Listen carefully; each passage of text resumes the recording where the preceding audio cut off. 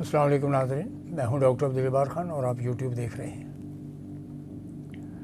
پاکستان میں ہر حکومت میں کوئی نہ کوئی اسکیم، کوئی نہ کوئی فراڈ، کوئی نہ کوئی اسکینڈل سر اٹھا لیتا ہے، اور ظاہر ہے کوئی سر نہیں اٹھا سکتا انلیس حکومت میں بیٹھے ہوئے ایلیمنٹس اس میں شامل نہ ہو۔ عمران خان کے دور میں آپ نے دیکھا جہانگیر ترین کے حوالے سے اور شوگر کے حوالے سے کتنا بڑا اسکینڈل بن گیا تھا، لیکن عمران خان کو چونکہ چلنے نہیں دینا تھا اور وہ کچھ ویسٹڈ انٹرسٹ تھے، اور انہوں نے اپنا کام کیا اور کچھ بھی نہیں ہو سکا۔ اور یہی صورتحال آج کی ہے کہ کمیٹی بنائی گئی تھی، اس کمیٹی نے کچھ نہیں کیا۔ یہ اسحاق ڈار صاحب فرما رہے ہیں بھائی کون سا پورٹ فولیو لے کے چل رہے ہیں، ڈپٹی پرائم منسٹر کے حوالے سے بات کرتے ہیں جہاں پہ ان کا اقتصادیات پہ بات کرنی ہوتی ہے ان کو، اور جب فارن افیئرس پہ بات کرنی ہوتی ہے آپ نے مکو نہیں ٹھپا۔ آپ کو پارلیمنٹ میں وزیر خارجہ صاحب آپ کو خود بات کرنی چاہیے تھی، وزیر اعظم صاحب نے بھی بات نہیں کی۔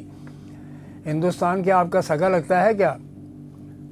آپ سے تو بہتر جو ہے وہ بنگلہ دیش کی حکومت یا بنگلہ دیش کی جماعتیں متفق اور متحد ہیں کہ انہوں نے اقلیتوں کے حوالے سے جو بھارت میں طوفان بدتمیزی چل رہا ہے، ناگپور میں اورنگزیب عالمگیر کی قبر کو اچھالا جا رہا ہے، قرآن مجید کی بے حرمتی، آیات قرآنی کو جلایا گیا ہے وہاں پر، اور مسلمان سراپا احتجاج ہیں،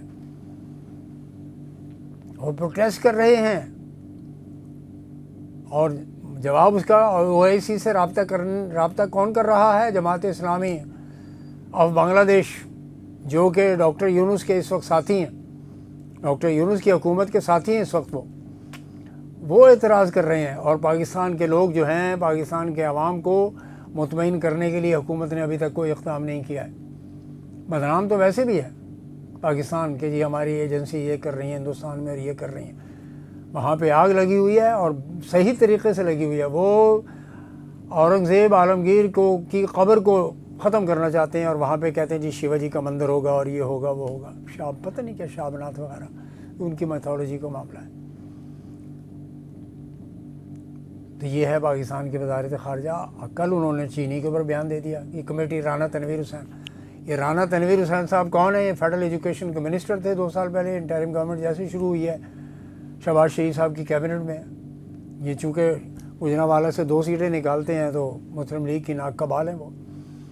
اب ان کو انڈسٹریز اینڈ پروڈکشن دے کر، انڈسٹریز وغیرہ کیا ہے جی، یوٹیلیٹی اسٹورز کارپوریشن، شوگر ان کے ہاتھ میں دے دی گئی ہے، اور یہ سر عام گالیاں دینے کے ایکسپرٹس ہیں۔ کانووکیشن میں بھی گالیاں، بارانی یونیورسٹی کے کانووکیشن میں سر عام گالیاں دے رہے تھے بیٹھے ہوئے، ان روب لگا کر، پہن کر، گاؤنز وغیرہ، گاؤنز اور روب کی صورت میں، یعنی ڈریس میں گالیاں دے رہے تھے۔ کس کو؟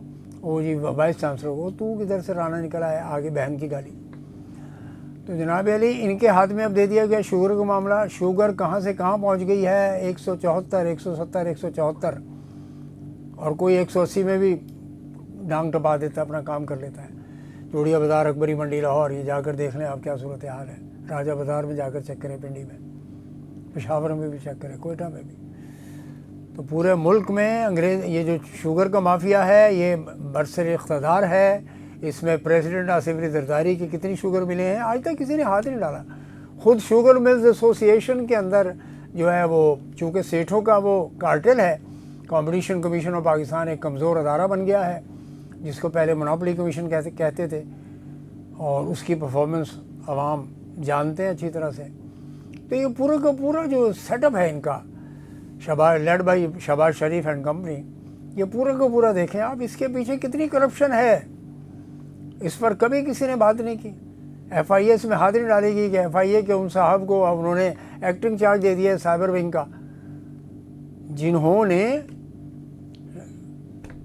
اسحاق ڈار صاحب کو اکوموڈیٹ کیا تھا منی لانڈرنگ کے بندے چھڑانے میں۔ یہ میں آج پہلی بار انکشاف نہیں کر رہا، پہلے بھی کہا تھا میں نے۔ تو ان صاحب کو ہی انہوں نے ایکٹنگ چارج دے دیا سائبر ونگ کا۔ تو میں یہ عرض کر رہا ہوں کہ یہ جو سچویشن ہے پاکستان کے حوالے سے، گورننس کے حوالے سے، ٹیررزم کے حوالے سے، آپ کس حد تک فوج کے چورن کو استعمال کریں گے، فوج کو کب تک استعمال کریں گے، ہاؤ لانگ، یہ سوال ہے۔ آپ کی ایڈمنسٹریٹو جو اسٹرکچر میں ویکنیسز ہیں، اول تو آپ کا کوئی اکنامک ماڈل ہے نہیں، اور آپ کے جو اسٹرکچرل یعنی ویکنیسز ہیں وہ آپ کے سامنے ہیں. پلاننگ ڈیولپمنٹ اڑان لے لی, چینی کا ذکر ہی نہیں ہے بھائی. بیسکس جو ہیں بیسکس, رمضان المبارک چل رہا ہے, عوام کی چیخیں نکل رہی ہیں, خربوزہ 200-300 روپے کلو بک رہا ہے, اور یہ جو کیلا ہے یہ 400 سے 500 روپے درجن چل رہا ہے, اسٹرابری 700 روپے کلو چل رہی ہے, فالسا 800 روپے کلو آ گیا ہے کراچی شہر میں.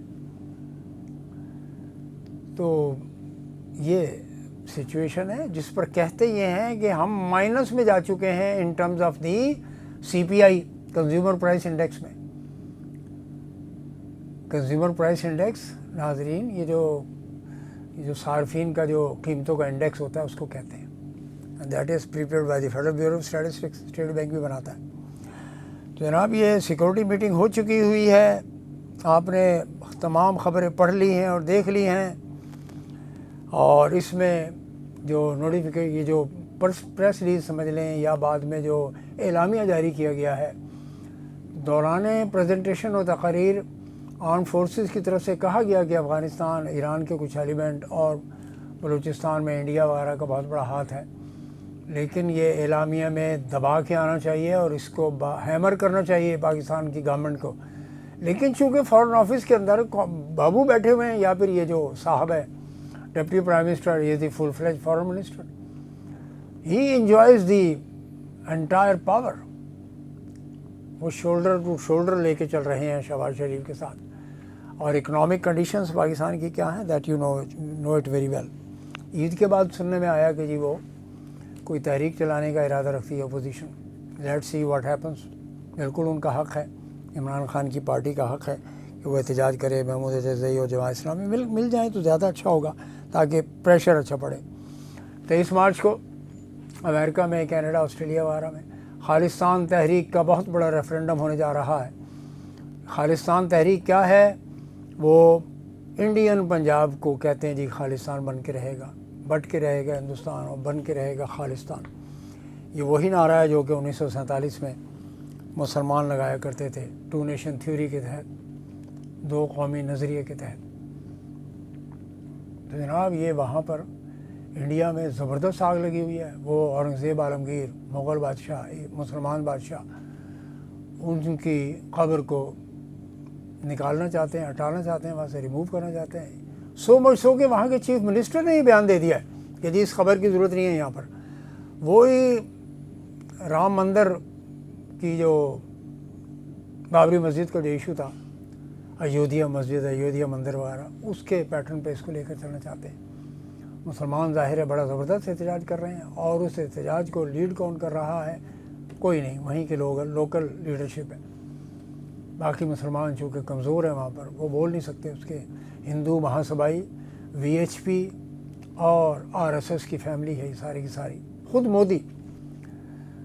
جناب یہ وہاں پہ ان کو صورتحال ہے, اور وہاں پہ جو چادر جلائی گئی ہے, مزار کی چادر کو جلا دیا گیا ہے جس پر قرآنی آیات تھیں, وہ جلا دیا گیا ہے. اور انتہائی کشیدہ حالات ہیں, اور ابھی تک کرفیو کے باوجود BJP کی حکومت نے کچھ نہیں کیا. تلسی کے ذریعے بنگلہ دیش کے خلاف ہی بیان دے دیا. پاکستان کے خلاف تو دیتے رہتے ہیں لوگ, بنگلہ دیش کے خلاف ہی بیان دے دیا کہ وہاں پہ خلافت آ رہی ہے, خلافت کا نظام حکومت آ رہا ہے, جہادسٹ آ گئے ہیں, جس کی تردید خود یونس حکومت کے جو پارٹی ہے جماعت اسلامی, اس نے زبردست تنقید کیا, اور OIC سے کہا ہے, آرگنائزیشن اسلامک کانفرنس سے, کہ اپنا کردار ادا کریں. تو صورتحال کسی بھی طور پر مسلمانوں کے لیے کوئی حوصلہ افزا یا تسلی بخش نہیں ہے. ایران کی صورتحال آپ کے سامنے ہے, شام اور سیریا کی صورتحال آپ کے سامنے ہے, یمن کی صورتحال جہاں پہ بمبارڈمنٹ اسرائیل بھی کر رہا ہے, امریکہ بھی کر رہا ہے. یہ ہے جناب صورتحال کہ ٹرمپ کے آنے کے بعد دنیا کیا بدلے گی. کہ وہ یہ کہہ رہے ہیں کہ ہم چاہتے ہیں کہ دنیا میں امن رہے, اور اسی لیے ہم نے زیلنسکی سے بات چیت کی ہے, پوٹن سے بات کی ہے, لیکن انہیں یہ نظر نہیں آ رہا کہ فلسطین میں کیا کچھ صورت حال ہے. وہاں پہ جو کہ جمائمہ نے بھی اس کو شدید الفاظ میں کنڈم کیا ہے, اسرائیلی اٹیکس کو. Jemima former wife of Imran Khan. آج کے لیے اتنا ہی ناظرین, اس کو فالو کیجئے, سبسکرائب کیجئے, شیئر کیجئے. بہت بہت شکریہ. والسلام.